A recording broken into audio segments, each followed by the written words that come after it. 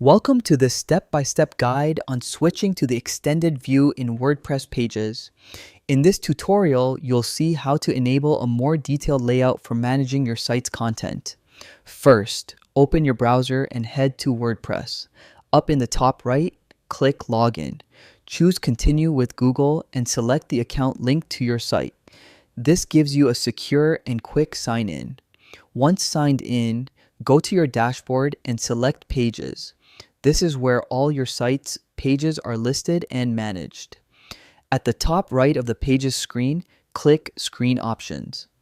A panel will appear with extra settings that control what details you see in your list. In the panel, look for the Extended View option.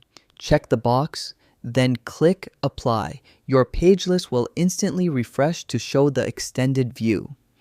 Extended View gives you extra details at a glance, like more page info and editing options, making content management faster and more transparent. And that's it. You've switched to Extended View in WordPress pages, a simple setting that makes managing your website clearer and easier.